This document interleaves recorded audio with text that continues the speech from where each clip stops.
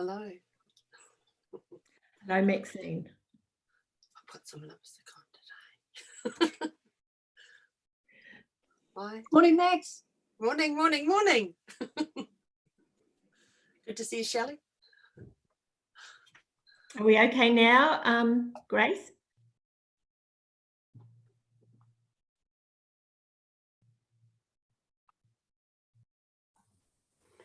It looks like it's live streaming now on my screen. Yes, to me too. I just want a yes from Grace.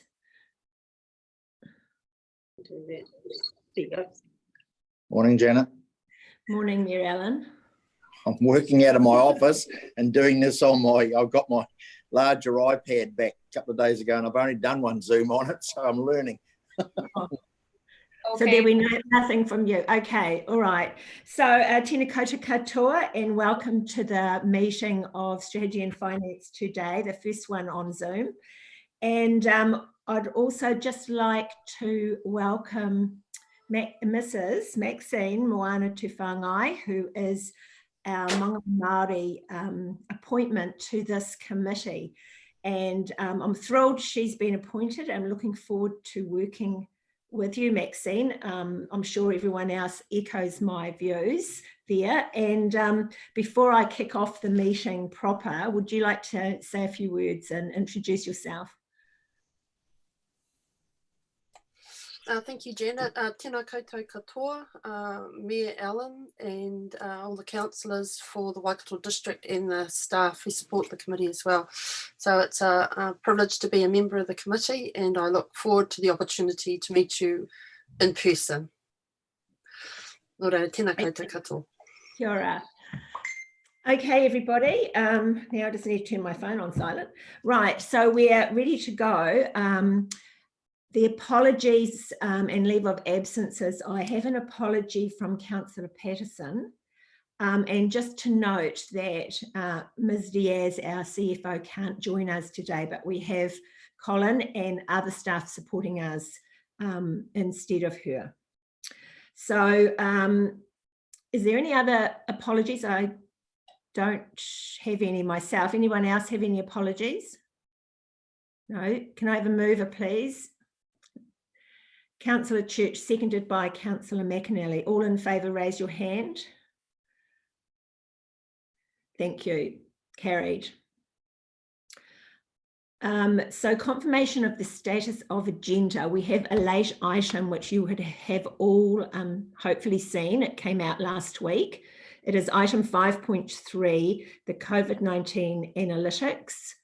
And I'd like to add that to the agenda. I'd also like to ask that all reports are received, and I'd welcome, so far there's 2 chairs of community boards, so I'd like to welcome them and give them speaking rights. So can I have a mover and a seconder for that? Thank you, Councillor Thompson, seconded Councillor Sedgwick. All in favour? Hands please. Thank you. Against? Hand down, Councillor Smith, unless you're against. Carried. Okay, moving on. Any disclosures of interest? Can't see anybody. Yes, Sean. Mr. Jackson. Can you unmute yourself if you need to tell me? I guess I'd just like to be aware that some of this content does discuss land that I own. So. Okay, thanks for that. Noted. Okay, if there's no other disclosures of interest, we'll move to item 4, confirmation of the minutes of the meeting held on the 18th of March this year. Could I have a mover and seconder, please? Councillor Thompson, Councillor Sedgwick, all in favour? Against? Carried. Thank you. So moving straight on to the reports. 5.1, the River Community Spatial Intent. And so, oh, well, that was Vishal I had for that. Is he here? I can't. Clive, are you speaking to this? Councillor Gibb, Vishal was intending to speak to this. I'm here, Clive. Ah. Sorry. Welcome, Vishal. Saved by the bell. Okay. Your report has just come on the agenda now. So are you ready to speak to that, Vishal? Sure. So, Councillor Gibb, I've got a short presentation which will provide the salient points of the report. Can I just share my screen? Yes, go ahead. Sure. Okay, I'll bring that up right now.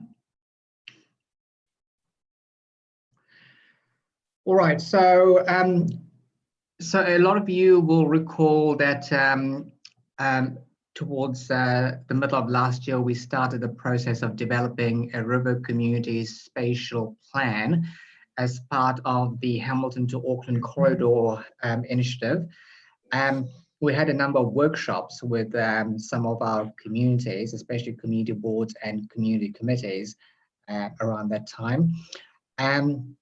Now, a few months later, that process was put on hold because council started the development of Waikato 2070, the district growth and economic development strategy. However, we've agreed on an approach of incorporating the spatial thinking, which we started through the development of the spatial plan.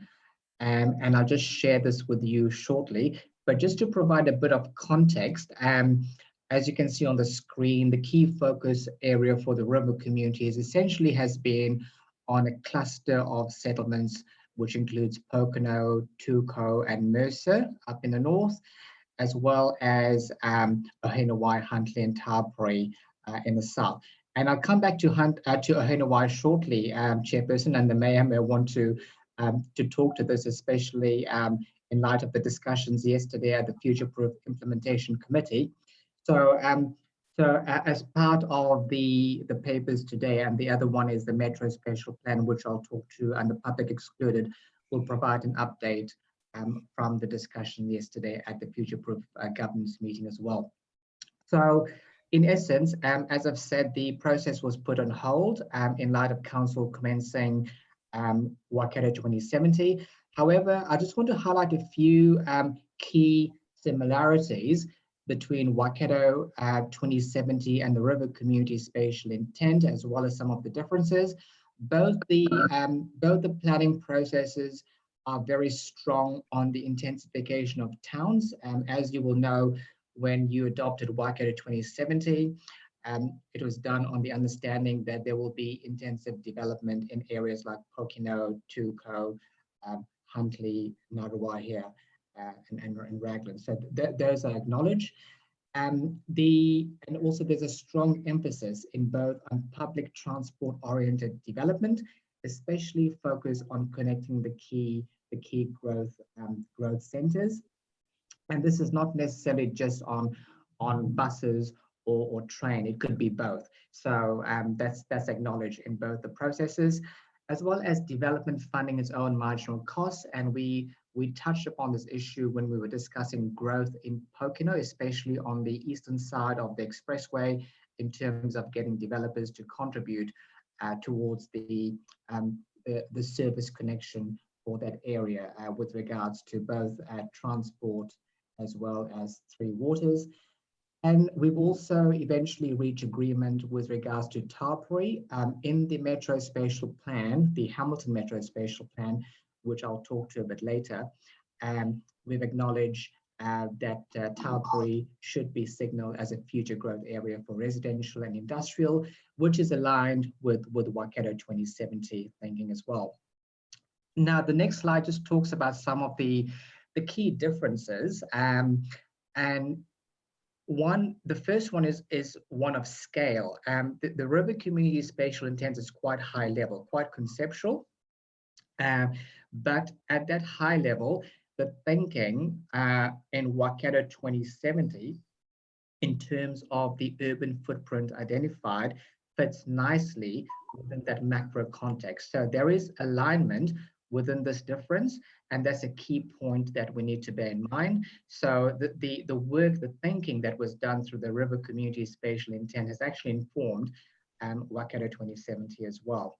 The second key point of difference is with regards to population analysis.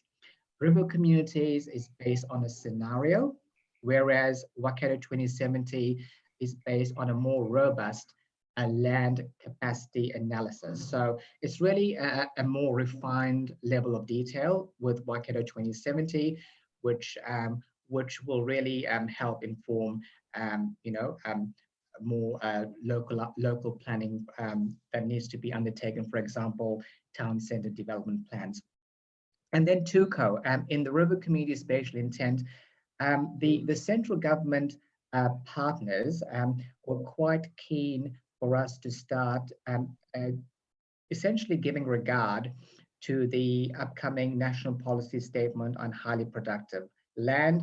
However, we've pushed back as council, as you would know, with especially in light of the historical planning we've done in TUCO, starting with the TUCO structure plan in 2014 and then plan change 16, and now with Waikato 2070 being adopted, which acknowledges that TUCO needs to grow. So we've acknowledged that at the River Community Spatial Intent, as part of the H2A corridor initiative, that there will be that point of difference with regards to TUCO.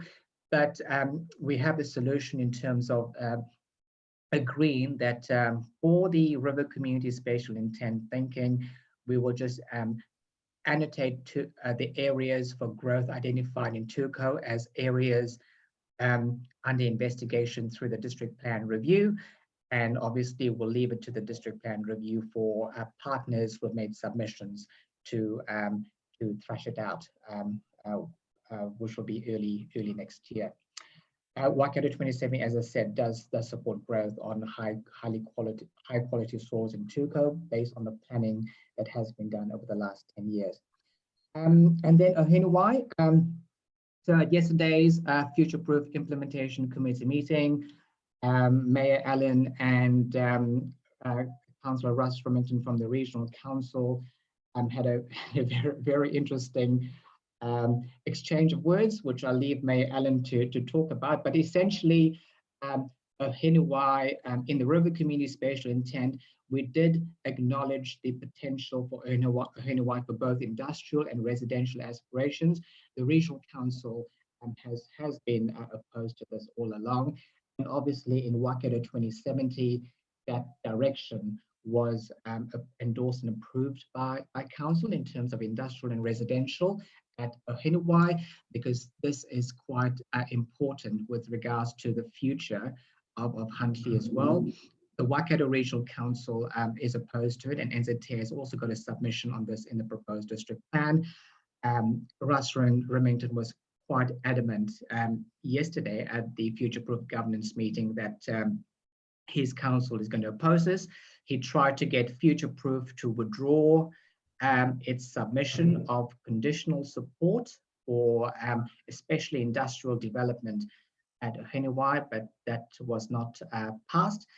But Mayor Allen, can I just hand over to you? Do you want to talk about Ohinawai and the exchange you had with Russ? Probably not particularly, Michelle. Okay, all right. But you have to, No, look, I don't mind talking about it. It's fair to say it was pretty.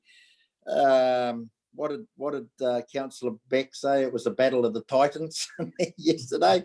It's fair to say that regional council through Councillor Remington, and I'll only call him Councillor Remington, is bloody minded about this, and it's fair to say he made some pretty derogatory comments about the community of Huntly in respect to, you know, they're not particularly interested in the problems in Huntly around employment, deprivation and things like that. They're just concerned there, as far as what they're concerned around is Ohinawai just leads to ribbon development.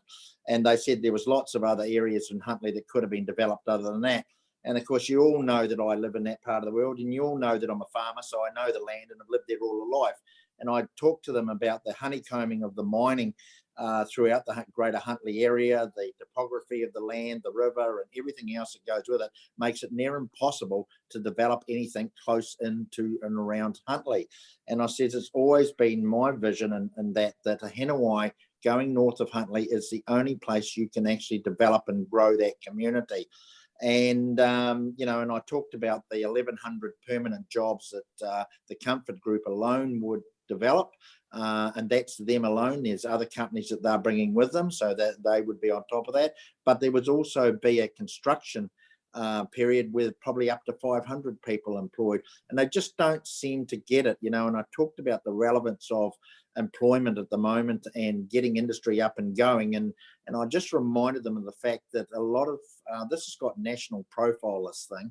So even Minister Mahuta was there yesterday and actually talked about the benefits of having it as well, but they just seem to be oblivious to anything that we're trying to do at the moment, and are just bloody minded and single focus on trying to stop it. But I'm fair to say that that I moved the resolution that was in place that Michelle talked about and supported. That was supported by Jim Milcrest, and then Councillor Remington actually put up a counter, which couldn't get a seconder until his the deputy chair of the region put up a seconder for it, but then she didn't vote for it. So he went down one zip. So he was the only one that actually voted for it. And then when it went back to the original resolution, it was unanimous, other than Councillor Remington, obviously. So it sort of goes to the mood that they're in at the moment. So I think I understand the developers and Ken Tremaine and everybody's doing a lot of work at the moment to make sure the case that's put in front of the hearings commissioners is accurate. I tried to get them to realise if the commissioners approve this, that there's any good reason why any of us should be appealing against it. And of course, I had a dig at regional council about that, and they were non-committal in that respect, as I would expect them to be anyway. But it's fair to say that regional council are not our friend, and I know this is going out on YouTube at the moment, but I said I would think that probably every mayor in the Waikato has got an issue with regional council at the moment. So this is not new. And so, Your Worship, this would be an ideal time for WDC to take over regional council, would it not? Well, I think it's a great time. Just seems sensible, boss. Well, I saw what I call pervert behaviour by the chair of the regional council in front of the Minister of Local Government yesterday, and and that to me was really interesting, you know, that he conducted himself in that manner in front of the Minister of Local Government. So Mayor Allen, through you, Chair, I had a discussion with Ken Tremaine after the FPIC meeting yesterday. So I'm just picking up on Rukumoana's offer to have a discussion with the regional council with regards to the memorandum of understanding that Waikato Tainui, the local hapu has with Comfort Group. I think there is an opportunity here to just broaden that discussion to possibly include ourselves, i.e. you and Councillor Beck, and perhaps even you know, Hamilton City Council as well. So so I think we'll just need to see if we can politically and in an informal way have a bit of a session with the regional council to see whether we can get them to see the benefits of this development in Hawaii. And I think yeah, just bear that in mind. How we're going to get you and Russ into the same room together, I don't know, but we'll try. Look, let's put it this way. He seems to be the sole spokesperson for the regional council at the moment, and I suppose that's appropriate as well as the chair of it.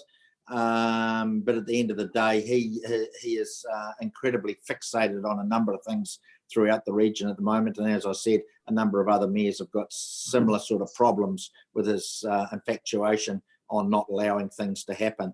And this is one of them. Okay, all right. So if I can comment, Michelle. Yes, Councillor Beck.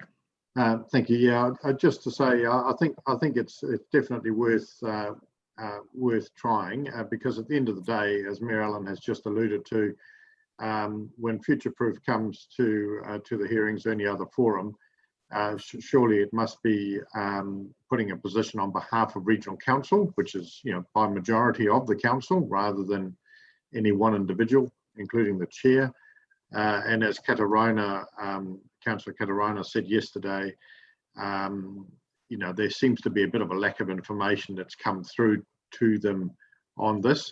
I find that extraordinary given the processes we've gone through, but nevertheless, if more information is useful in them forming a view as a council, as opposed to any one individual, then absolutely that's worth pursuing. Okay, great. Thank you. Thanks for that, Councillor Beck. I just make a Sorry, Vishal, to interrupt. Can we just come through the chair? We're forgetting this is a meeting.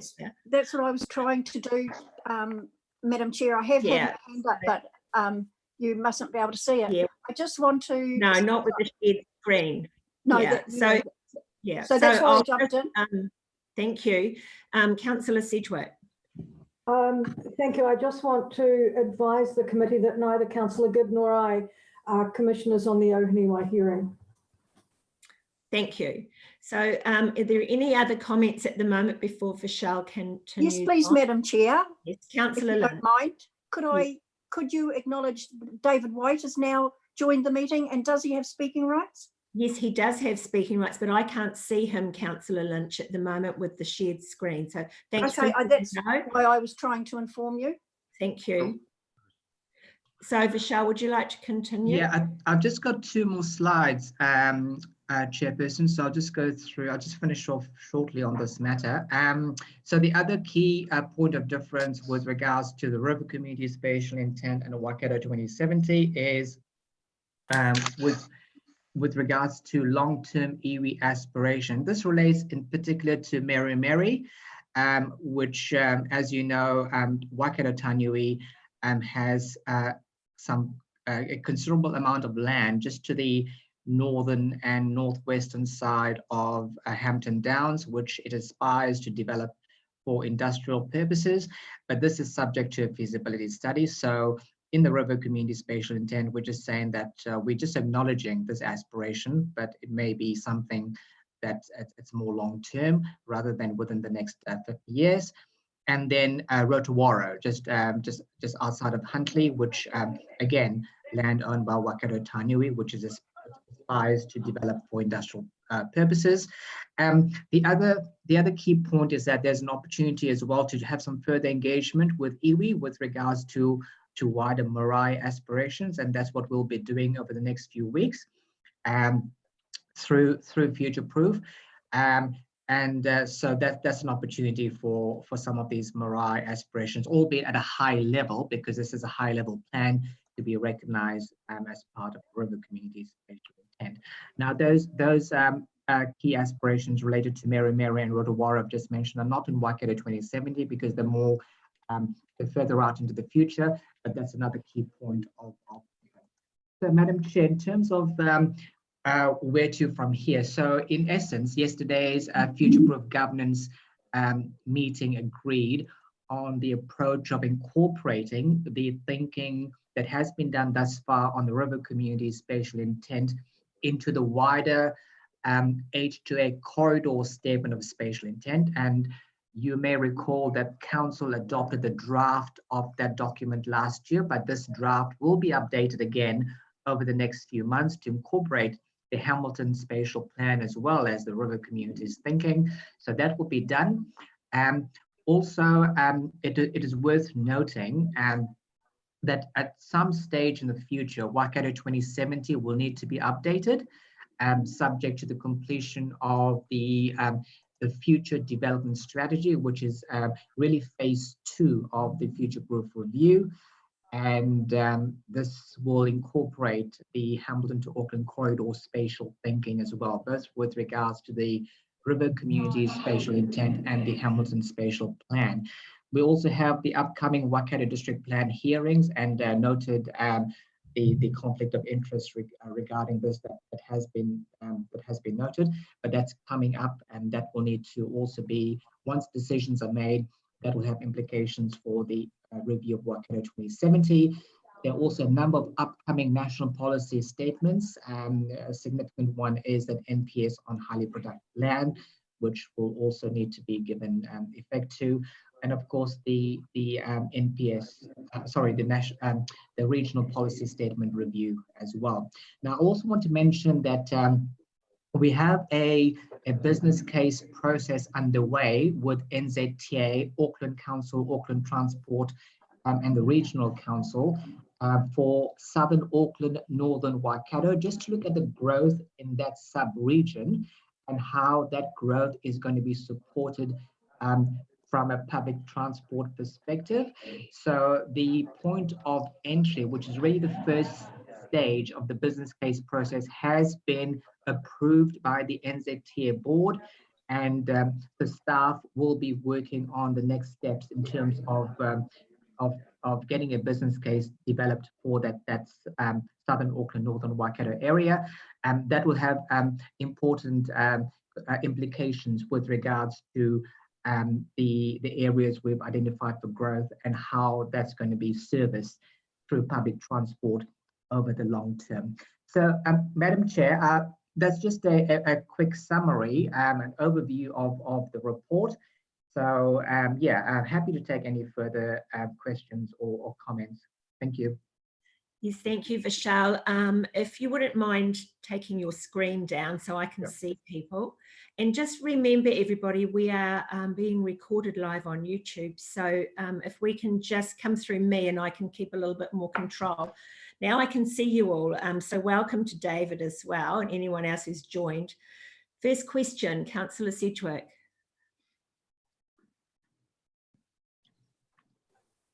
Thank you, and thank you, Vishal, for the report.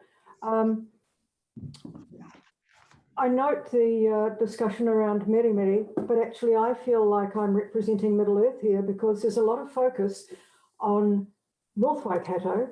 There's a lot of focus on the southern part of the river corridor, but nowhere, not once in that report, is there a mention of the words Te Kaupata. Now, Future-Proof drove, 10 years ago, Future-Proof drove the variation 13 to the plan for Te Kaupata, and that unleashed 2,000 more, about 2,000 more sections. And then we had Lakeside with another 1,800 more sections. I'm a little intrigued as to where Te Kaupata is sitting now in the council's thinking, having been signalled as a key strategic growth centre, having been signalled as having a priority for a rail station, having been signalled as having priority for residential growth. I wonder, Vishal, if you could explain what am I missing here? Absolutely. Thanks for that comment, Councillor Sedgwick, and that's a very good point you've raised. And through you, Madam Chair, so Te Kaupata is not been ignored. We've acknowledged that we will, in the spatial intent for the H3 corridor work, Te Kaupata, as per the first slide I put up, Te Kaupata is there, but we will ensure that there's some narrative around that. Also, Waikato 2070 has actually acknowledge the potential of Te Kaupata, and I think acknowledge the growth potential with regards to growing the town to about 8,500 people over the next 50 years. So that document, Councillor Sedgwick, has actually provided the detail that acknowledges the aspirations of developers in Te Kaupata, as well as council's own aspirations for the town. So, and obviously the Waikato 2070 document also builds upon the Te Kaupata blueprint, which the community adopted last year. So, and that fed into the Waikato 2070 planning process as well. I would like to make sure that I can follow this through because, as you'll be aware, neither Councillor Gibb nor I, as RMA commissioners, were involved in any of the development of the growth strategy. So I'm signalling that that will be something that I'll be watching. Thank you. Okay, thank you. Councillor Sedgwick. Okay, are there any further questions of Vishal? Councillor Church. Yes, thank you, Madam Chair. Thank you, Vishal. Two questions, one small one and then one just more around the north. I just note that the Huntly College has been mentioned a couple of times as a place, as a, you know, an asset for development. Does that mean it's going to, I think there's about the role of around 200 odd students, which is relatively small compared to the other colleges in the district. I think it's the lowest role. So I'm trying to understand, are they moving to a smaller college and it's been redeveloped as a space, or I'm just understand that framework?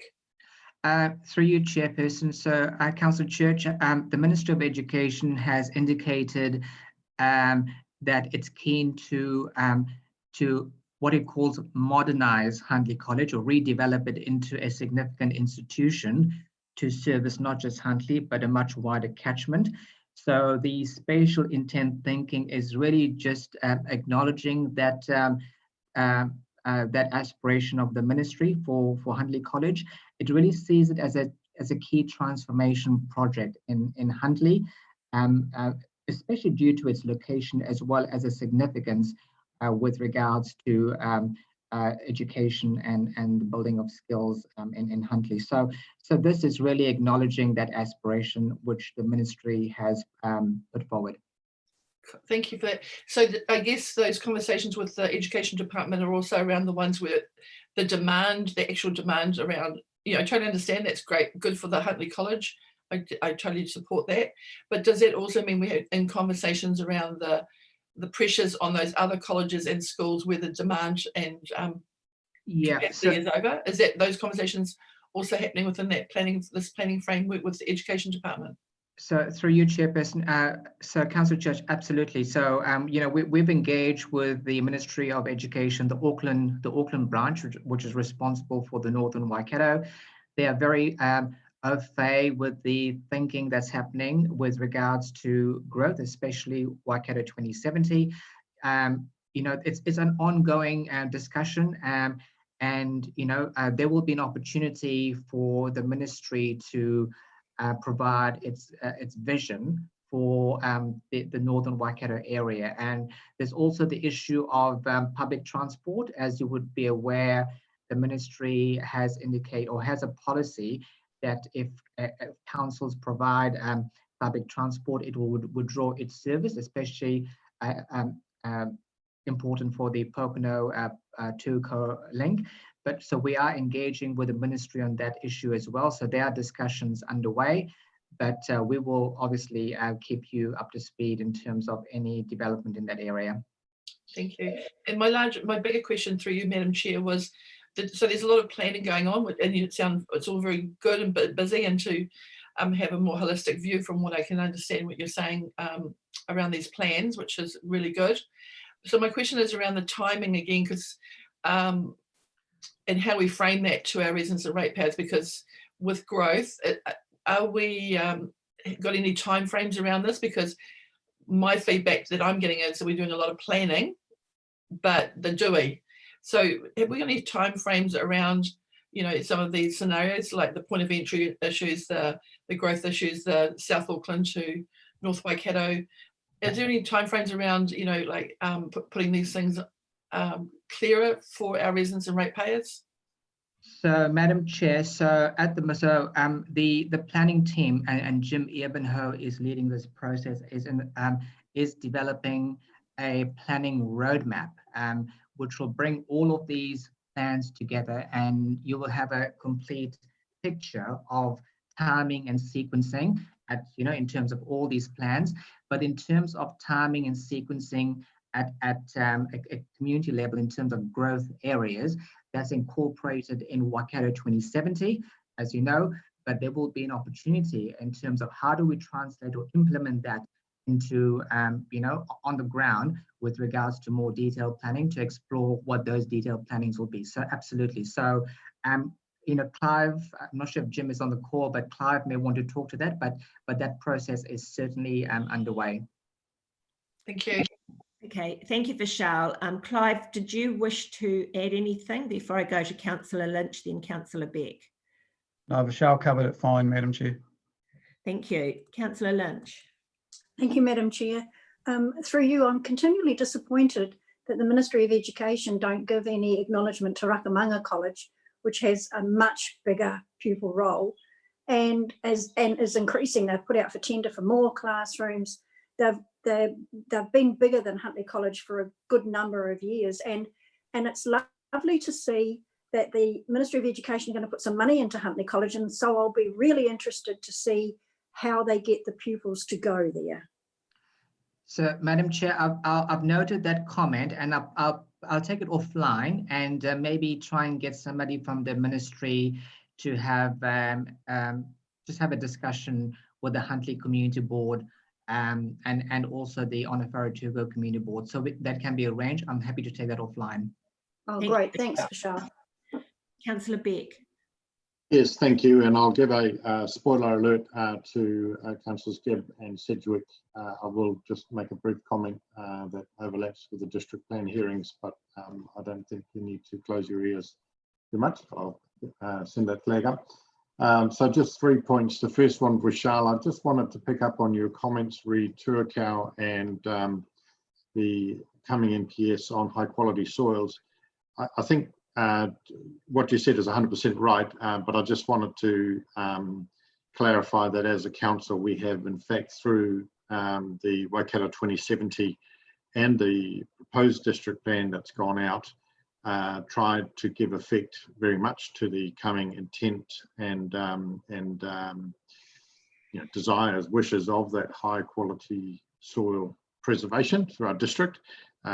We've just made an exception, if you like, due to historic considerations for Tuakau, much as Cambridge has. Cambridge also in the Waipā district likewise is stuck, if you like, with an existing settlement that is where it is. It can't be unduly constrained. So just making a comment in passing. I know you know that. I just didn't want to make it sound like we weren't accepting of the NPS as a whole. Secondly, I'm really pleased and support in this document, in the paper you presented today, in terms of your points of differences. You talk about the river community spatial intent population considerations, quite a lot of big words there, being based on high growth scenarios for population over the next 100 years. And I think that's really important. We've yet to see what impact, sort of post-COVID might have in terms of the population growth we have experienced in the very recent past. But we do know that through all of our other documents and planning instruments, we've consistently understated what has actually happened in terms of growth. So it's good to have this document that actually contemplates those high growth scenarios, and I'm very supportive of that. And finally, just to come back to my comments earlier on Hinawai, the importance of that from an employment perspective, again, post-COVID, and as the Mayor said, there's 1,100 jobs coming there. It's important to note also that some of those existing employees relocating out of South Auckland, but actually half of the jobs, near enough, or 500 or so, are intended to replace jobs currently in Australia. So they're actually new to our economy as a whole, new to Huntly, new to our economy as a whole. And that's the sort of thing that makes intergenerational changes. You know, we've had 3 generations, 4 generations of unemployment in some families, in some pockets of Huntly, and that community is crying out for meaningful pay, meaningful jobs, and long-term security and aspirations economically for their families. So really, really supportive of that, and I'm pleased to see this document does so as well. Thank you, Madam Chair. Thank you, Councillor Beck. Very good observations. Are there any further comments or questions of Vishal before we move on? Just check across my screen. Don't miss anybody. No hands up. Okay, that report was just for your information, as you know. So thank you, Vishal, very much. Moving now to 5.2. So that's on page 24, the National Policy Statement for Indigenous Biodiversity. James, are you still in the room? Yes, I am, Madam Chair. Good morning to you and all of the councillors and His Worship. So yes, just bringing this submission that we put forward to the Ministry for the Environment on the proposed National Policy Statement for Indigenous Biodiversity.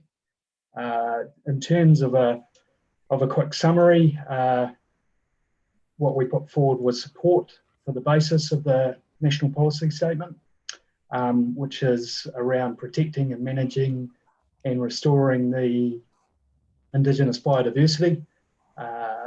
And through the submission, I answered most of the questions. But we did, I suppose the concern we had was that they would want us to reassess some of our significant natural areas, which is basically going through the proposed district plan process. And the cost associated with that, I sort of had put concern through the submission. Also, it was to press the government to provide more guidance and support to the councils and landowners around this, around getting more Indigenous biodiversity through New Zealand. And I suppose I'll just end on, to some extent, that has come through the most recent budget, which has offered up jobs for nature. So these are potentially new jobs and funding around enhancing biodiversity on public and private land. But yeah, I'll leave it there, and if there's any questions, I'm happy to answer those, or if I need to, I can come back with any answers later. All right, thank you, James. Councillor Smith.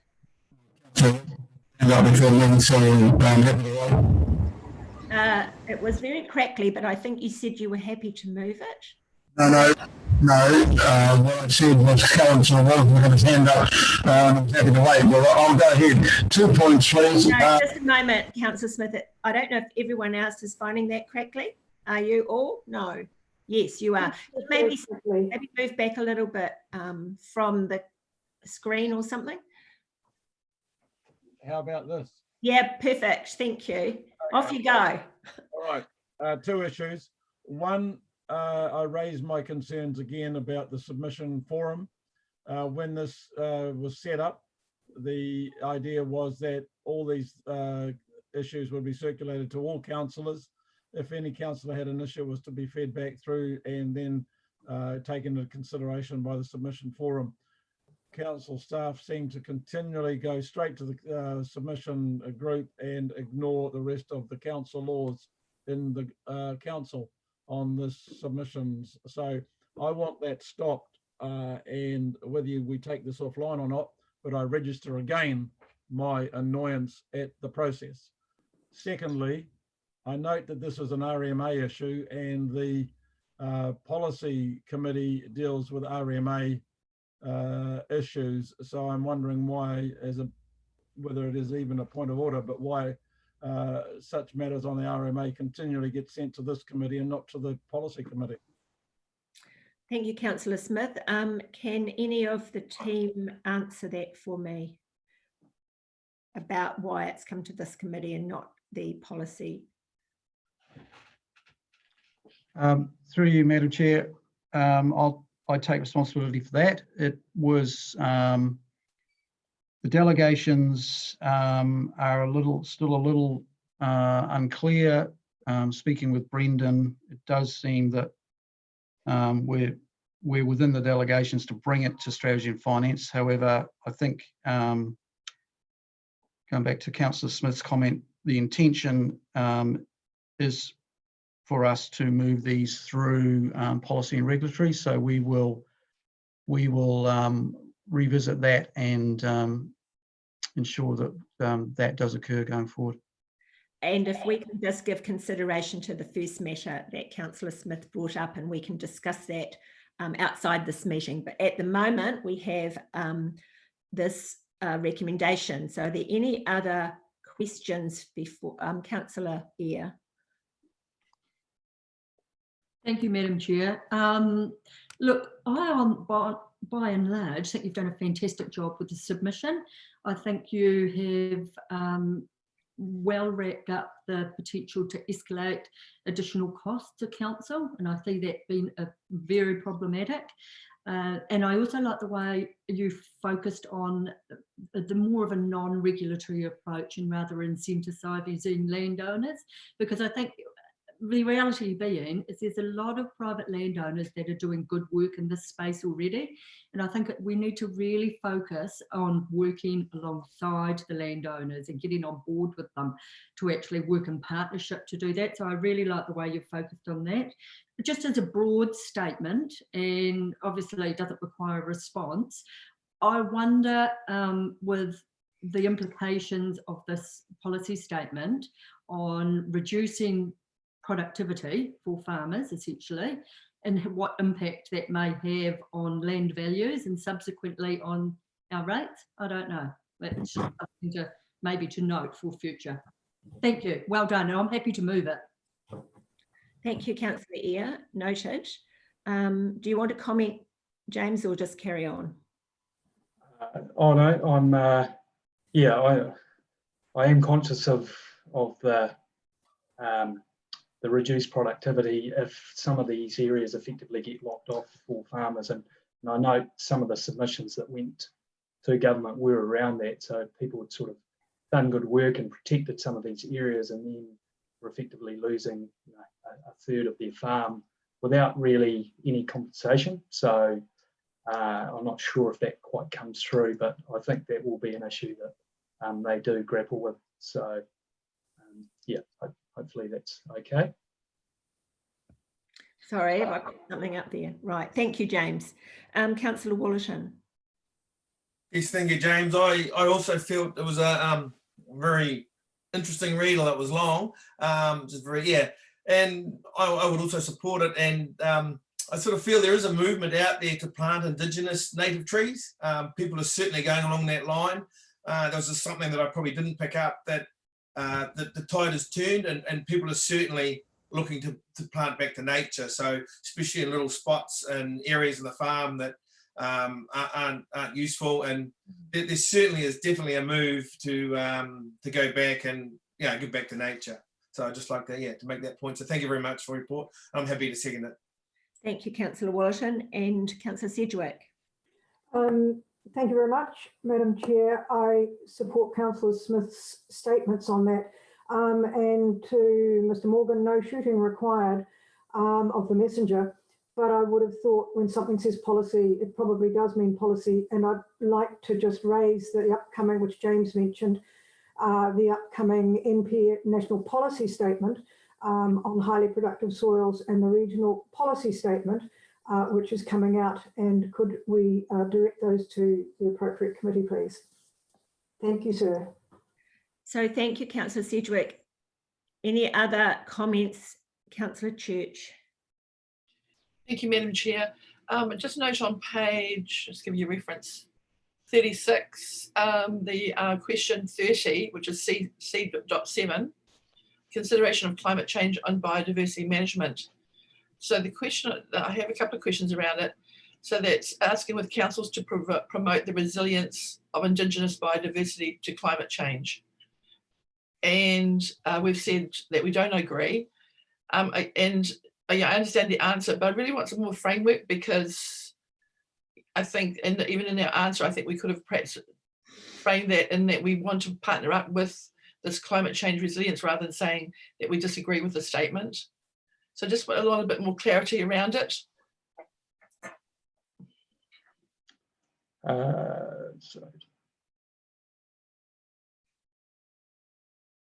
Sorry, just having a quick review.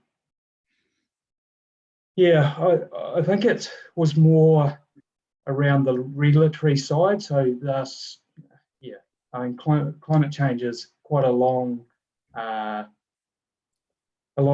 gestation period, and it was just a concern that we would be forced into doing things. So yeah, I probably agree with you that the wording could have been better, but I suppose I wanted council to be more looking after its own kind of destiny rather than being forced into it through a regulatory approach. So I think, yeah, there's opportunities for us to address climate change, but not be kind of forced into it.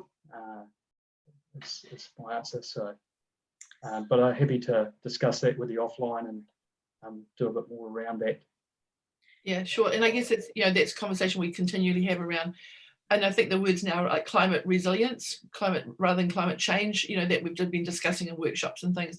So I agree with, Councillor Walton and Eyre, and I see Councillor Thompson also nodding. Many of us are seeing that partnership approach, that we actually are in the Waka paddling as well, and to the best that we can within the framework of our delegations.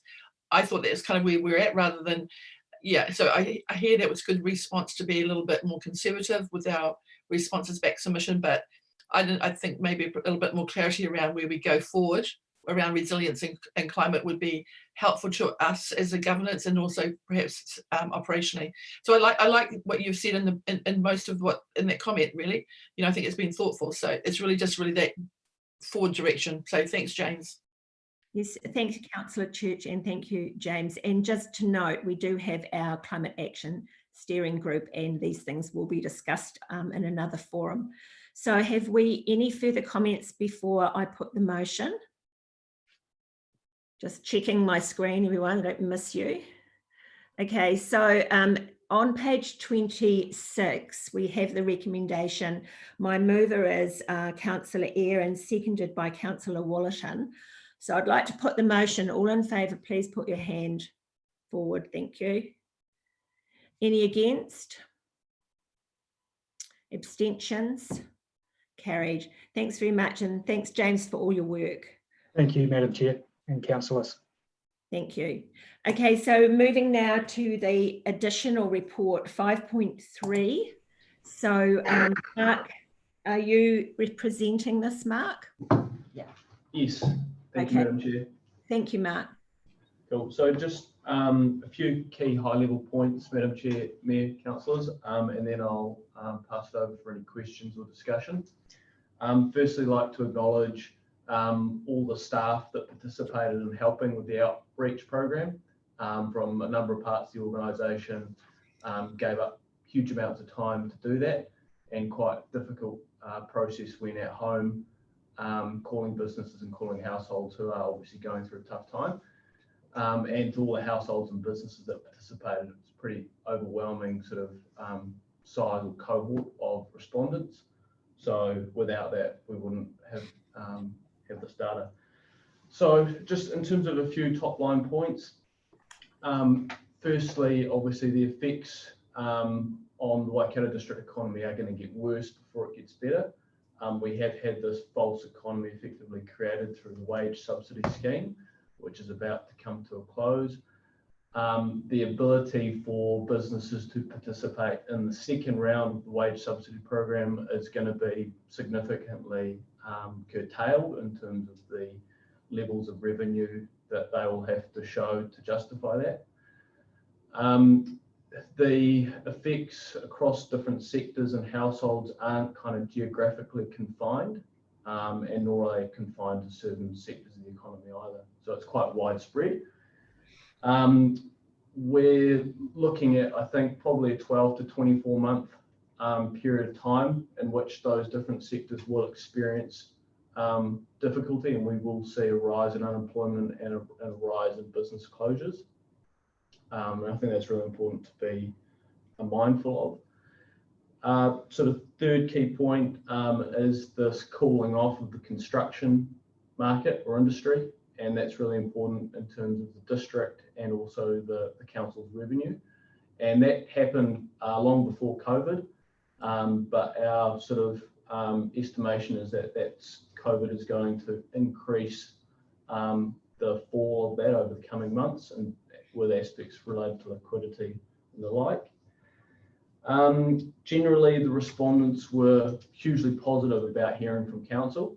So from a PR point of view, I think it had a huge impact, the fact that the council was seen to be caring, was interested to have calls and understand how these households and businesses are faring. So sort of over 90% said they'd like to hear from us again, which is really cool. The fundamentals of the Waikato economy remain strong in terms of the primary produce sector, which is to be expected. And that means that in terms of the number of unemployment or rise in unemployment in the Waikato district, whilst we are disproportionate to other parts of the country, we were disproportionate before COVID-19 because of some of our large socioeconomic groups in the district. So I think that's something to be mindful of as well. Those are just some top line kind of comments, but I'll probably take the report as read and take any questions. Yes, a lot of information there, really good reading. Yes, Councillor Beck. Thank you. I think Councillor Eyre just beat me to it. I'm happy to go second. Okay, Councillor Eyre. Thank you, Madam Chair. Look, it is really interesting reading. I think one, and we may have taken it into consideration, but I didn't note it anywhere here. I think the unfortunate reality is as well that a lot of employees have not received a wage subsidy from an employer that has claimed it. That is a very real fact that I'm aware of. So we also need to be taking that into consideration. We might have really vulnerable employees that are in a rather tricky situation, that they're fighting a battle with their businesses as well. I just wanted to point that out. Yeah, that's we've heard the anecdotal evidence to support that as well, and obviously the media's reported it too. We have seen, and so just a point to note, so in terms of the sample size of the households which we surveyed, a large proportion of those are ratepayers, i.e. they're homeowners. So, and from that, as you've seen, I think over 50% of those have seen a reduction in household income over this time. So if you were to then consider, well, they are homeowners, so they're probably in a better financial position to non-homeowners, the effects are quite far-reaching. Councillor Beck. Yes, thank you. Picking up on that. So, well, let me begin by saying this is an impressive piece of work, and it's very timely because it'll be very useful in informing us where we can be of the greatest assistance to our communities and the businesses within our communities. And through that, obviously, anyone who collects a wage package. So really good piece of work. Well done. And of a size that we can actually draw some valid conclusions from it. You know, it's not a sample of 3 or 5 or something. It's really good. So that's great. My one criticism, perhaps, which comes, in fact, touches on what you've just said now, Mark. We have a slightly skewed sample in that we're talking to possibly the more resilient parts of our community, i.e. those that own a home. And that, along with the fact that you've done the analysis below the high-level findings, and I want to particularly pick up on the comment you make about 3 or 4 paragraphs below the high-level findings, which is this statement around a false economy. I think the false economy, in fact, represents analysis, right? Drawing conclusions from the data gathered. And so my criticism is that the high-level findings is just a bullet point, not the analysis. So I would have liked to have seen that warning, warning, warning, false economy as bullet point number 1 in bold and 40-point font, because that's actually what the things below it are saying. We've got a lot of more optimistic than expected, more positive than expected. Yet we know that actually the real hurt is to come. I mean, you led with that in your summary, right? So, but if I look at that high-level findings box, it's misleading. It's overly optimistic given the very analysis that follows below it. So I think we need to just have that firmly in our minds, and I'd be interested in your comment whether I'm being Chicken Little here and I'm seeing the sky falling, but you know, wage subsidy coming to an end, you know, a more resilient population that we targeted, and even so we're seeing this false economy, right? So I think it flavors the way we need to view this report. I think this report is a warning not a, oh, actually it's a bit better than we thought. Absolutely agree, Councillor Beck, and thank you very much for the constructive feedback. It's a good point, and I think you're right. Effectively, the findings of this need to be tempered, and that they were taken at a point in time. People were feeling a certain thing on the day, or because of the, where they were in the cycle in terms of the different stages of lockdown. Bearing in mind that a lot of the surveys were conducted quite early on. During level 4 and level 3. So that again sort of changes the flavour of it as well. We're intending on going back out in the next couple of months to do another round of surveys. Probably we'll look at the survey design a little bit, but we'll probably do it slightly differently, but to understand how that effectively consumer sentiment, optimism and business health is tracking over the next few months. Thank you. So my next speaker is Councillor Wallish and then Sedgwick. Yeah, I'd just like to commend you also on the report. There's a lot of information, and yeah, it was actually very enjoyable reading because you could just get a feel for what was going on. Mine's probably a similar point, although on page 23, you're talking about majority of families and business owners, how they're holding up. And I just, so as I went through, I looked at the agriculture and forestry, and they actually had the lowest, from what I can understand, they had the lowest support and going through, and which surprised me considering in all the other areas they're actually the best. So it just to me, these even though farming, agriculture, and fishing is doing well, it appears that maybe the psychological side is not as strong. So just a point to note that we need to be aware that maybe that's a true recognition, as Beck was saying, and of all things, and now people be more positive, but certainly to me there's a bit of a worry there, so I just like to bring that to your attention.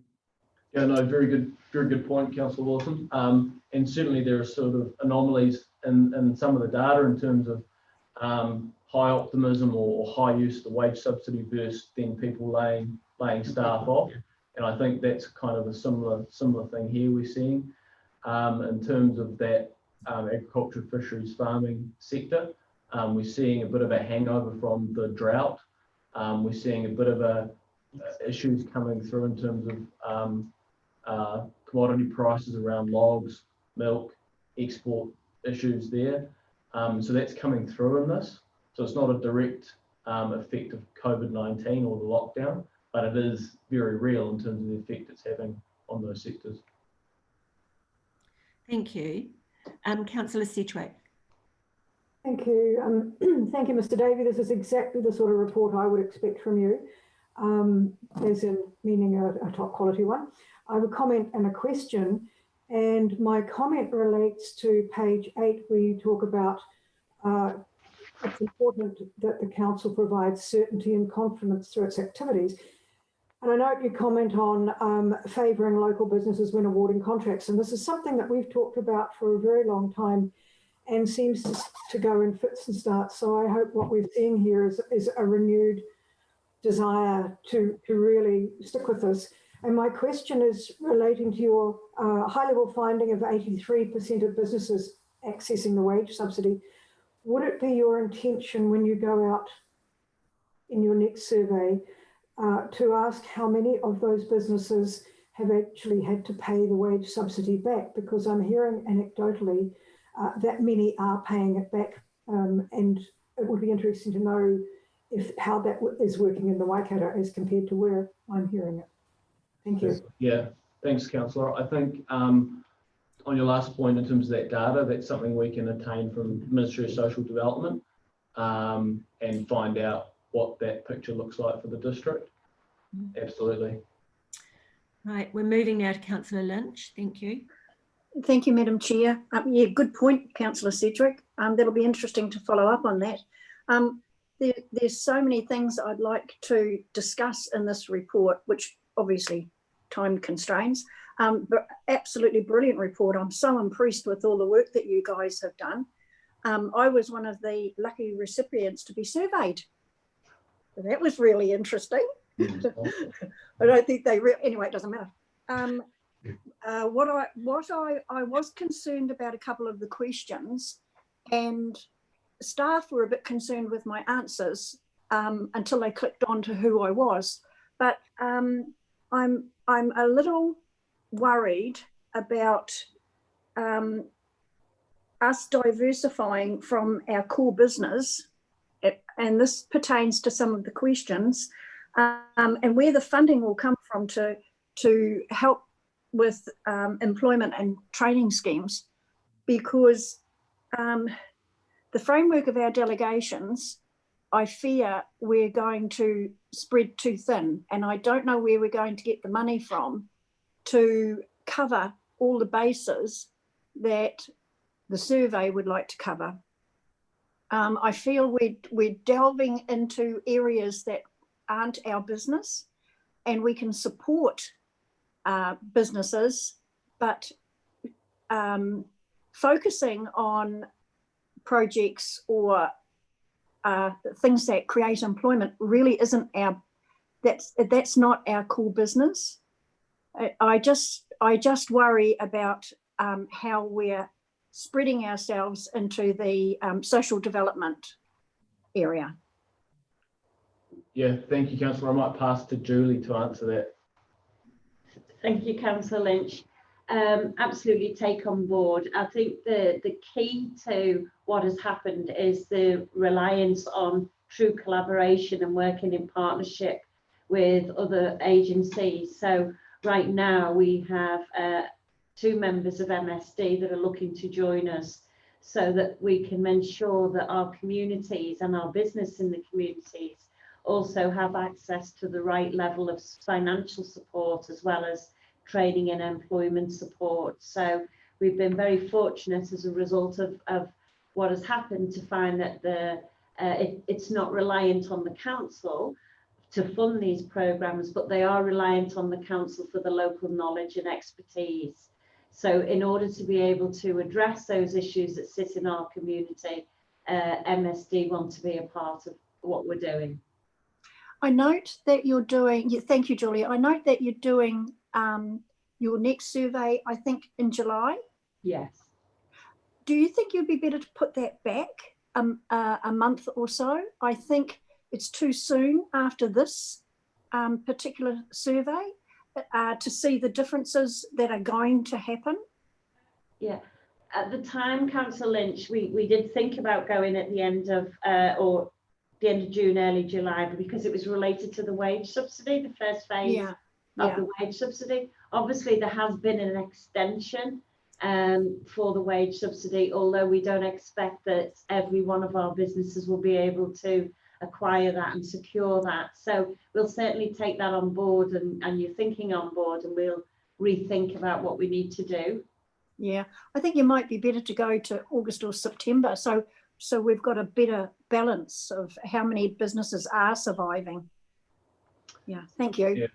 I might just add to that if I may, Madam Chair. So there are very few other councils around the country that have done this sort of in-depth analysis as to what's actually happening in their district. So this evidence provides a justification to central government agencies and the guidance as to where to focus. So it's not so much about us doing the activity or delivery of services. It's about us lobbying on behalf of our communities, businesses, households to provide our fair share of funding and support, training, education, etc. Yes, thank you, Mark. And that makes a lot of sense that we partner with people and inform. Yes. So Councillor Beck, thank you. Yes, thank you. I just wanted to support Councillor Lynch's point there around the timing. I think as this unfolds and according to your own analyses in this report, the herd is to come, and we know with the extension of the wage subsidy and you know, even companies that have announced redundancy or restructuring plans with the requirements for consultation and so on under labour laws, you know, those things are sort of many weeks, possibly some months away from taking effect. So I think it would be wise to defer to sort of August at the earliest, probably more like September, October in my view. I just wanted to pick up on another point that Councillor Lynch made. Very good morning for you, Councillor Lynch, with some brilliant thinking. We have as part of our EOC role under the state of emergency, we've had a welfare role as part of food parcels and understanding where vulnerable residents and ratepayers are and so on. So it's a fair point to say, let's have a conversation and a think about what our role is, where we sit on that spectrum, because it's easy for lines to get blurred. So absolutely we should partner. Absolutely we should do our very best to support our communities and work closely with other agencies. But we also need to make sure we don't err into places where we shouldn't be, where we're not well equipped, not the best placed, by virtue of our level of resourcing, our experiences and so on, to be the most supportive. So it'd be an interesting conversation for us to have. You know, I was born in another country, as all of you know. I was born in Denmark, and in those Nordic type societies, councils actually have a far broader role. You know, they're responsible for schools, hospitals, pensioner housing, all manner. You know, unemployment benefits are all granted through the local commune, the local council, but those councils are funded for that, collect rates on that basis or taxes on that basis, and are skilled in those areas. So we just, I know that model works. We have a different model, so we just need to make sure that we are deliberate and thoughtful about how that cooperation continues. Thank you. Thank you. Councillor Church. Yeah, thank you, Madam Chair. I agree with Councillor Beck's sentiments at the beginning around, I think that we're tracking things that could end up being a lot worse later on. And, those things we've flagged around employment and jobs and businesses. So, yeah, I agree with that. I think what's missing for me is a couple of things. I think it's really good, and I think it's important that you've done it, and it's very proactive and progressive. So I love the work that you've done. A couple of things that have made it hard for me to understand it personally is, and I take you to example of, say, page 29, which talks about crime with police as an example. So one, Pocono's not on there. And I would have thought that would have been, so it's hard for me to really recognise, although you've pulled out some comments yourselves around, so Huntly looks really bad, yes, and we're concerned about it, but there's no relativity to the populations. So of the populations of our towns, and this also goes back to the businesses that you've surveyed, of the populations that you've surveyed, what's the relativity to the populations in those areas? Because there's no perspective. So yeah, so on that police one, for example, one of the things that concern me is the suicide attempts and the domestic violence, for example, but there's no perspective. I don't know what's happening in Pocono, and it's interesting because the sub-commander for the county's Manukau South area, he said that crime actually went down, including, other than a spike at the beginning of COVID, even violence in the family actually went down in the COVID. That's his experience. So really, I'm just trying to get a perspective of my confidence around this and the relativity to the populations of these areas as to where that perspective is. I do flag that I think it's important. Yes, whatever the timing of another questionnaire that you do, I think it's really valid to do it. Absolutely agree. As to the timing, I'd be a little bit earlier than perhaps that August, September, because as you're saying, from what I understand, we're using this to advocate for other funding partnerships, relationships with other agencies. So yeah, it's a fine line between leaving it too late to inform our own LTP, but also getting those partnership agreements in place and understanding the framework that we work in. So yeah, maybe a month or two earlier, but I wouldn't leave it too late.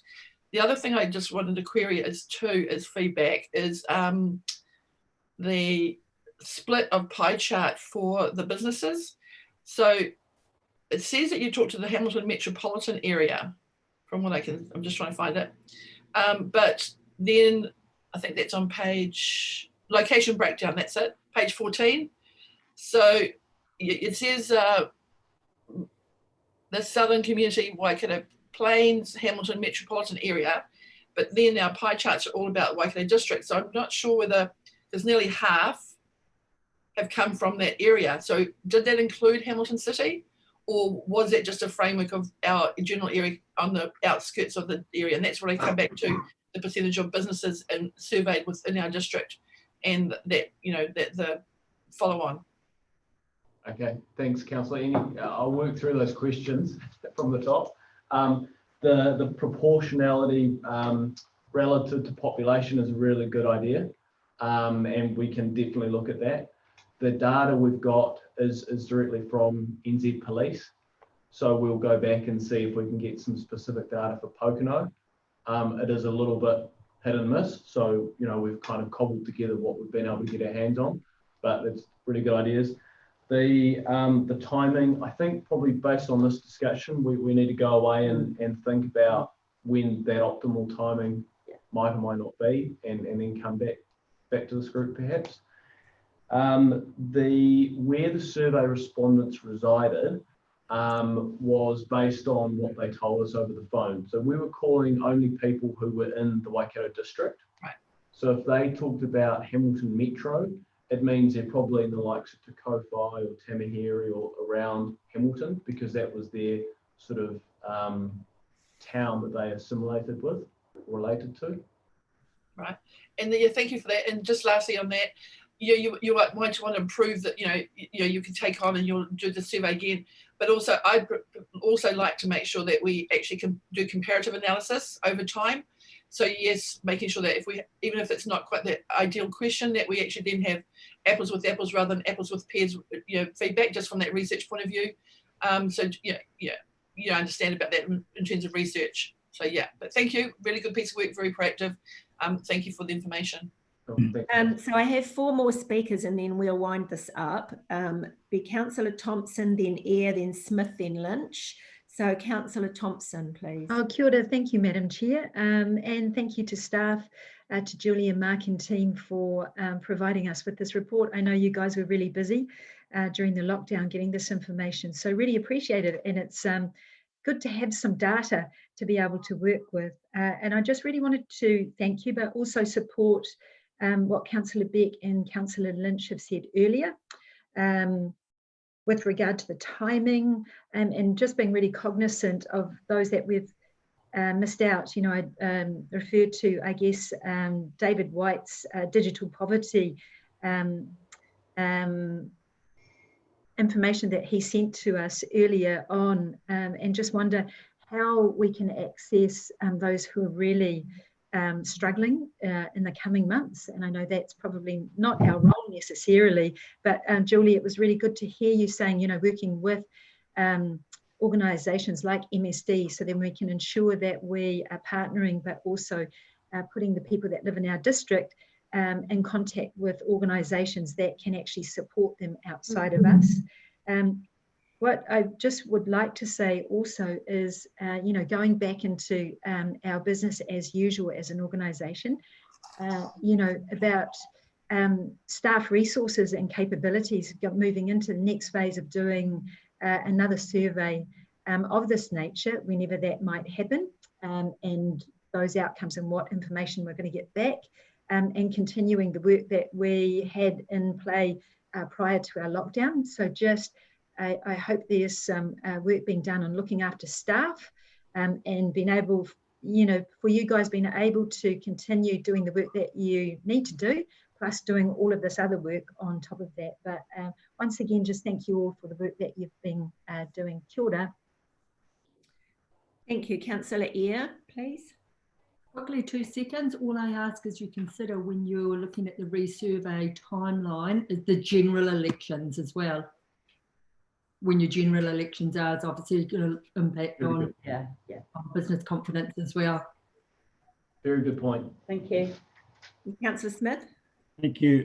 Look, when I read the report, I basically took it as confirmation of what we had been getting anecdotally through media and the likes. So good to have that confirmed. Axel raised an issue about welfare and the likes. If I can just take that for a moment. Our EOC is pretty much wound down, and part of the role of the EOC was to transition all the welfare work through to the usual agencies, MSD and the likes. the mandate from Central is that the transition should be completed by the end of June. I was talking with Merv yesterday, our controller, and he is on track to complete that work. And he has said that the only proviso is if there is someone in real trouble, he will never stop supporting them through our welfare. But the reality is, group is dealing with the response now.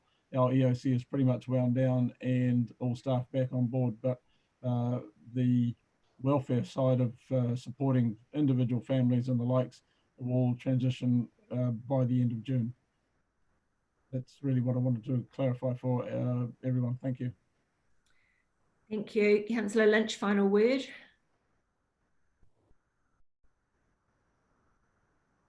Thank you, Madam Chair.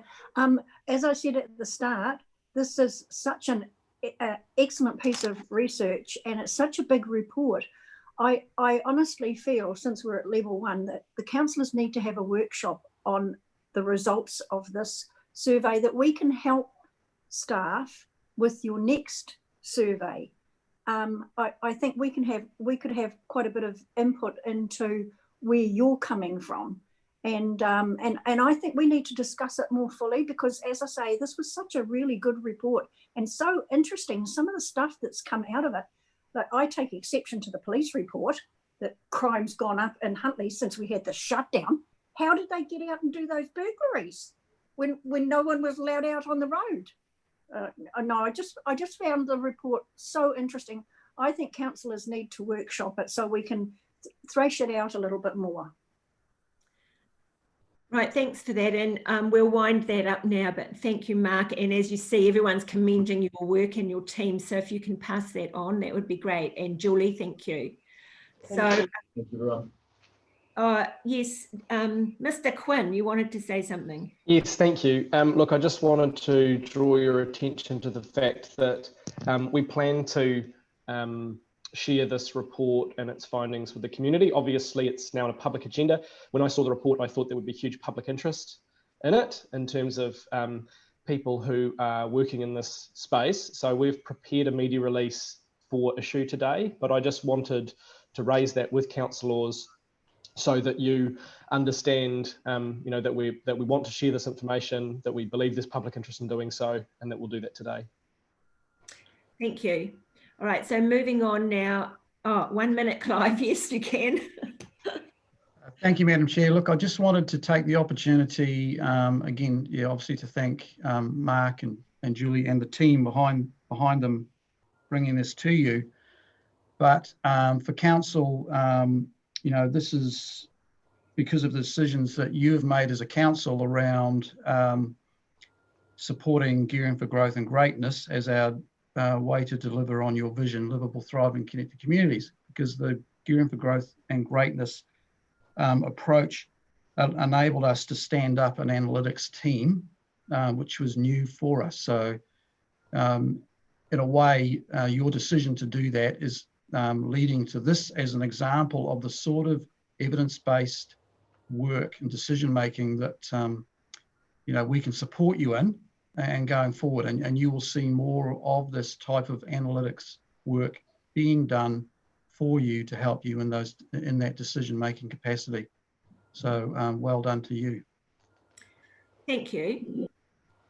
Right, we'll move now to page 49. It is the finance report, and welcome Colin Bailey. Mr. Bailey, are you still with us? I am, thank you very much. And I have Mr. Whitaker with me as support as well in the absence of Ms. Diaz. I'd just like to lead off with a statement that we acknowledge the request that we've had to update the format of the financial reports. But given the circumstances we're in, we've focused on bringing you the most up-to-date information we can in the existing reports, and we will be working with councillors in the short term to provide information in the format that you've asked for. And getting that locked down. One small point on the Treasury report, point 17, the chart there is remiss in terms of the 1 to 2 year drawdown period. There is $15 million available, not $10 million as the report shows. I apologise for that error. I'll take the report overall as read and just go through a few highlights and an update of what's happened since the 30th of April, which is the period covered by the report. Our revenue in May has stood up reasonably well, with the exception of subsidies and grants, which is down to the NZTA subsidy being lowered, basically on activity levels. Our DC's resource consents and other regulatory income is down as we'd expected, but not dramatically so. Our liquidity position is good. We're at the end of the financial year, we'll be well positioned to go forward into next year. Our borrowings will be at $95 million, as indicated on the report, which is well down on annual plan, but that's pretty much because of our capital expenditure, which is significantly lower than planned. Capital spend has continued on trend to year-to-date trend, and we expect a big uplift in June because there are some big items coming through for spend, but that's covered within our cash flow. An update on COVID costs and the recoverability there. We've submitted the second claim to the District Health Board, and we've for the remaining $300,000 of the COVID costs that we hadn't claimed previously. We hadn't claimed to the end of April, but the claims in now, and all the claims to the NEMA have been submitted as well. Other than that, I think that covers the most significant areas of change to the report, and I open the meeting up now for questions. Thanks very much. Thank you, Colin. If you'd like to raise your hand if you have any questions, please. Councillor Sedgwick, thank you. Thank you very much, Mr. Bailey. I'm looking at page 51 and your comments on the post-COVID lockdown. And I note that you say that the impact is not significant for this financial year, but more significant in the next financial year. My question is, what effect do you think that may have on our ability to deliver services, and have you a plan B, if you like, in mind to ensure that we have no reduction in our delivery capabilities? Thank you very much for that question. It leads us into the annual plan, which we're pretty close to finalising. We'll be workshopping that with everybody on the 19th. The annual plan is built on the premise of no loss of service, no reduction in level of service. There are some swings and roundabouts in terms of costs and revenues, obviously. I can't be specific now in terms of what those numbers are, because we're just locking in the final figures. But there will be no level of service reduction planned for next year. In terms of how we fund that, yes, we are seeing revenue. On the one hand, we are lucky in the position to the point that we are 70% dependent on rates for our revenue. On the revenue line, that's good. On the cash flow line, perhaps not so good. We've taken that into account in terms of our liquidity. We have plenty of headroom in terms of our borrowings. And our capital expenditure program for next year is pretty much at annual plan levels, slightly lower. So again, financially, we will be funded next year for no reduction in level of service. Thank you. So I guess that is showing past prudence in terms of debt levels is paying off. Just one final question. Under your forecast and actual expenditure, I see the ever widening graph. Am I correct in assuming that this will add to our carry forwards? In terms of the capital expenditure, we've taken a slightly different approach to the carry forwards for the annual plan. What we've allowed for in the annual plan and carry forwards are projects which have commenced this year and will roll over in terms of next year.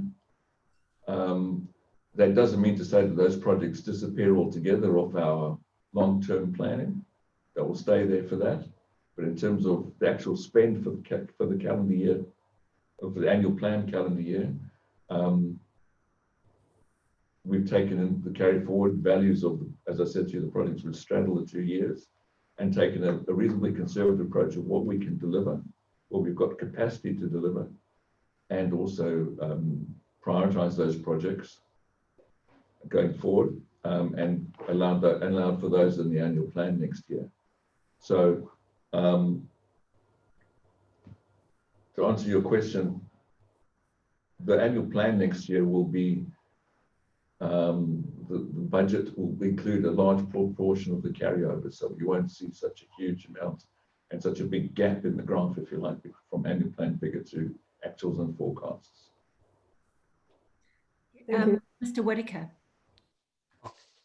Thanks, Madam Chair. I guess going to reference back also to the paper that you've just discussed around the data, and so we'll be using that data going forward so that we can be, I guess, more significantly in tune with what's actually happening in the economy, because I think we're going to need to really be on top of our forecasting probably way more regularly than we have, and so we'll be connecting that into financial performance way more tightly. So certainly as an executive leadership team, that'll be a real focus for us on a monthly basis to make sure that we're comfortable that we're understanding the signals in the marketplace and interpreting that in terms of what's driving the financial performance in the business.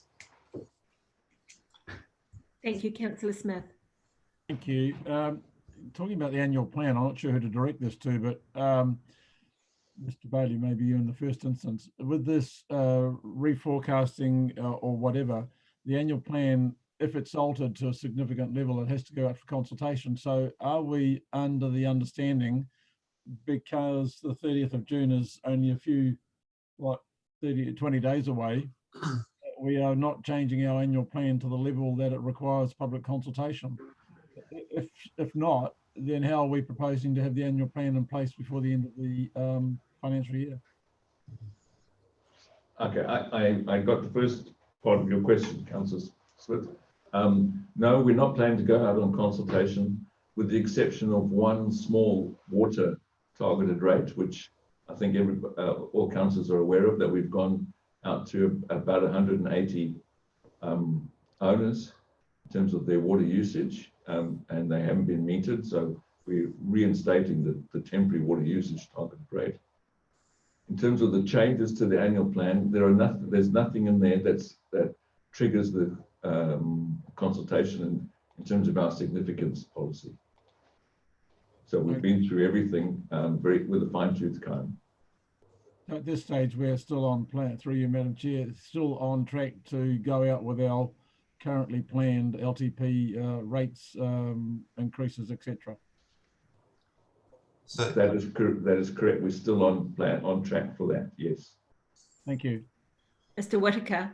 I was just going to say, albeit that's your decision, Councillor Smith. So we're going to bring something to you that then will give you the opportunity to decide whether you do want to continue in the way that was contemplated in the third year of the LTP.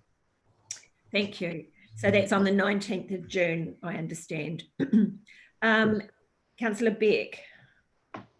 Yes, just two things. First of all, Colin, if I can come back to your previous answer to Councillor Sedgwick on carryovers.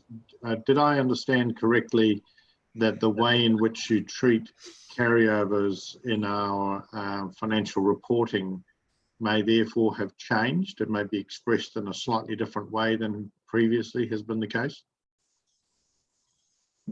Yes, that is correct. Previously, the annual plan, or the annual plan figures were the projects which were approved, if you like, or in the LTP for that particular year.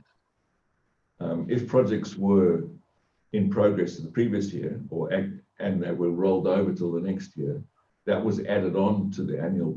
Those amounts that were spent were added on to the annual plan project spend. So made reporting extremely difficult and variance reporting extremely difficult, and it's confusing.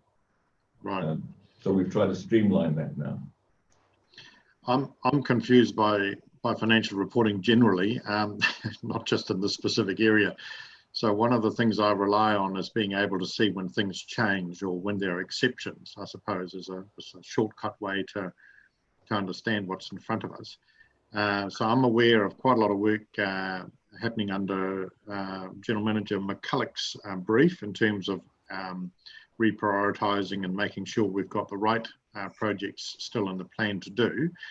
And that's well and good, and that's a good piece of work. That's at the operational level.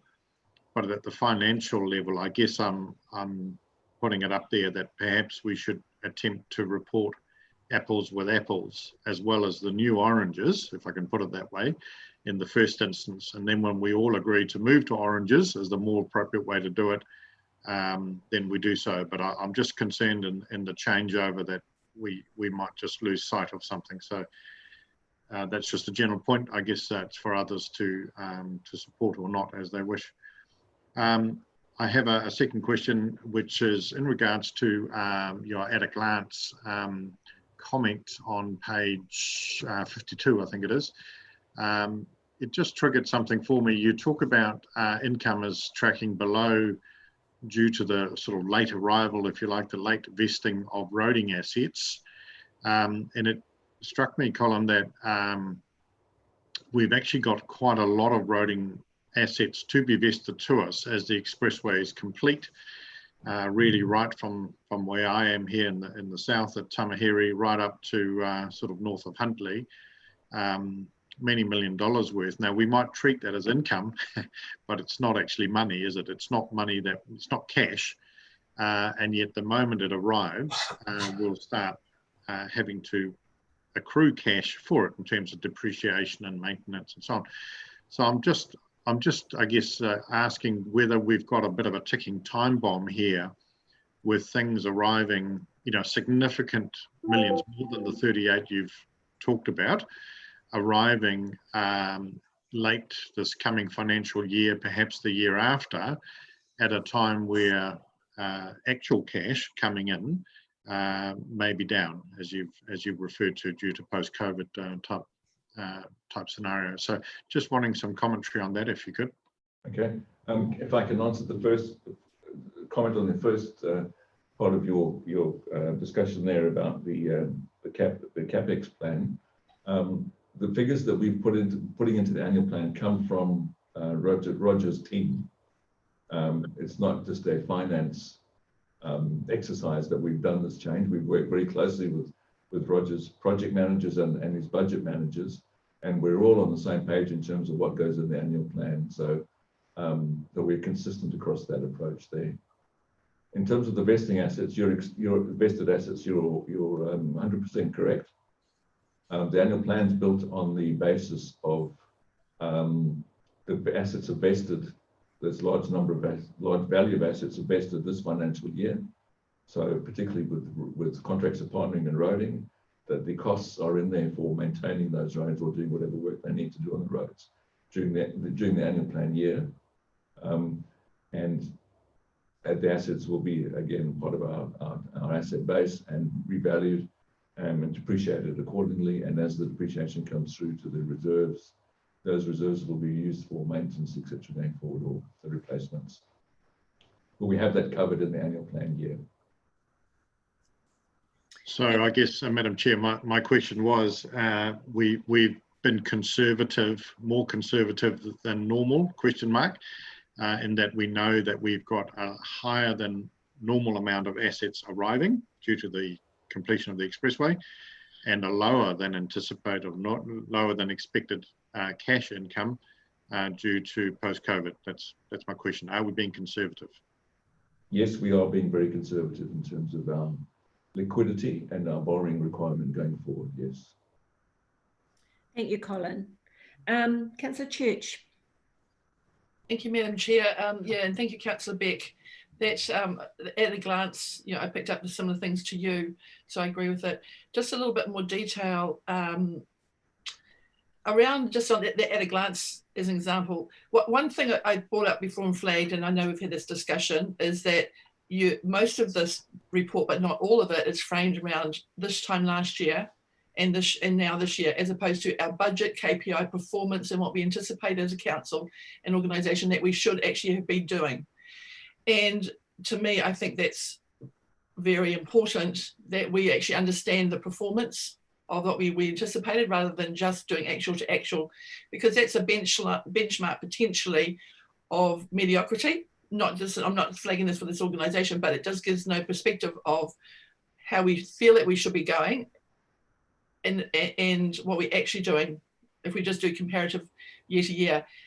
And some of it you have done to budget as well, just to give a framework, so I know that there's that discussion. And why I segue that and say that is that this is financial, performance reporting, which is very thorough and really good, and I really appreciate it. But from a delivery point of view, when we say that, as an example down on that page 52 under expenses, so tell me if I'm wrong here, but it says it's a favourable link to progress of physical work program and capitalisation of fixed assets. So we're flagging it in this report as a favourable thing because we're having a lower expense. And I understand the accounting side of it, but in terms of that, to me also flags the progress of physical works is well behind time, which we know. So that comes back to that whole piece of work that we're really framing our financial reporting around the double entry accounting system and reserves, rather than flagging our performance as an organisation and our progress. Does that make sense? Yes, that does make sense, and that is leading back to my first comments about we want to sit down with councillors and understand the drivers that they see and the change in the reporting. I would say that we're well down the track with Roger's team of the management accountants who work closely with Roger's teams and also in customer delivery, in terms of budget managers understanding their costs versus annual plans and them reporting on them and being accountable for them. They've always been accountable for them, but now they understand what their budgets are and they can report against them. And that will form the basis of, I think, a solid basis for us to have those discussions with you going forward. Yeah, thank you. Yeah. I realise that last year is not always relevant, and it's probably even less relevant now because of COVID-19. It's more about the budget figures, which are very important, those variances. Yeah, so thank you for that. And I just a couple of things on that at a glance in the box in the top left-hand corner of page 52. Yeah. It says and a lower than expected NZT subsidies. So is that because we got the vesting, or is that because we anticipated a subsidy we didn't get? I'm just trying to understand the framework of that. The actual activities that were taken during the month was low. In other words, what the signals is we've spent less, so therefore our subsidy is less. So on the one hand, we get less in, but we've actually spent less in terms of operating the network. Right. Yeah, I was worried that it was a, we thought we were going to get 51%, but we only got 25% on something. So that's cool. I'm looking for the cents as well as the dollars column. No, we all do that, yeah. Okay, so down the bottom of that centre, the period ending 30th April in that same report, the one in the centre, right at the bottom it says, this goes back to Councillor Beck, it says year-to-date net operating 17.2 million is 29.7 is behind the year expectations.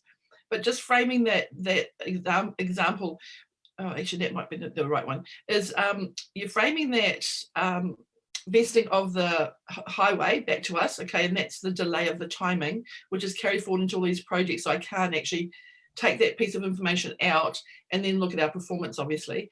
But what about the others? Oh, that's right, just below that, number 4, unfavourable. It says 54 million minus the 38 for the vesting of that state highway equals 16 million is my maths, right? So your 54 budget allowed is unfavourable, roading assets to be vested, taking out the 38 million for the highway, it's left 16 million. That's my maths. And then it's like, of what? Because 16 million is quite a lot. Yep, I understand that. The year-to-date variance is yep, no, I understand what you're saying is other vested assets, which we're still waiting to come through. And as I think that Councillor Beck made the point that we have a significant number of vested assets, it's a huge number to carry forward. It's not just the value of the state highway. That's the number which I've put in there as being the highlight. There are a number of other assets which also contribute to that vested asset number in total. Yeah, and right, I guess just such big, numbers that we deal in, just flagging, yeah, it's good to know. And this is business as usual. It's normal. It's okay. And obviously I have confidence that you and your team, Colin, will flag if it isn't. So no, thank you for that. Okay. And thank you, Councillor Churchland. Final question, Councillor Wallerton, please. Thank you. Sort of two questions, but the first part, again, everyone seems to be page 52, the forecast and actual expenditure. When we go from May to April, it suddenly shoots up, which is actually mirroring the previous budget. Is that just blind hope that we're going to deliver that, or is that a realistic goal? That's a realistic goal on the information we have at the moment and the forecast that the business has, or the organisation has at the moment. There are some big expenditure items to come through, some which need to go through council approval, and they'll be on agendas for council in the meetings over the next 3 weeks, I beg your pardon. And then those amounts will go through. Typically also the roading program backs up a little bit, and in June we get the expenditure through in a bit of a rush for the last few months, and they complete a lot of work, a lot of capital work before the end of June. So the trend is similar to previous years, but it is exaggerated this year by these one or two large one-off payments which we will bring to council. Thank you for that.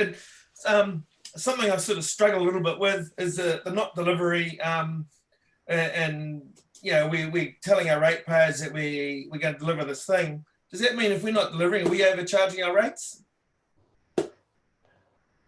No, it doesn't. It doesn't mean that at all. It means that our deficit on our reserves is less than what it would be, but it does mean that we are not delivering on our promises, and that's a big concern, I think, for the whole organisation. And that's why we've changed the carry forward focus, the carry forward calculation of projects to tie in what's actually going to happen on the ground, in terms of we will complete the projects that we've got going, and with Roger's team prioritising what projects they want to start next, we'll have much more visibility on what was going on in the ground. The other issue, of course, is that we need to make sure that the organisation has the capability to deliver on those projects, and clearly, as you can see from the figures, we haven't had in the past. But Roger and his team are working on that as we speak to make sure we do have that capability. Thank you, Colin. Thank you, Councillor Wallerton. Thank you, Colin. And there's some good points came out of that discussion that we can take forward to look at how we report back. So very, very good and great reporting, Colin. Thank you. So moving now to the public excluded part of the meeting. So can I have a mover to go into public excluded? Councillor Wallerton, seconded Councillor Thompson. All in favour? Against? Carried. So we will stop the live screening and we'll just have a 5-minute break. Those who aren't necessary for the next section of the agenda, as in staff-wise, you can go. Thank you very much for your attendance. Appreciate it. So we'll just do a 5-minute break.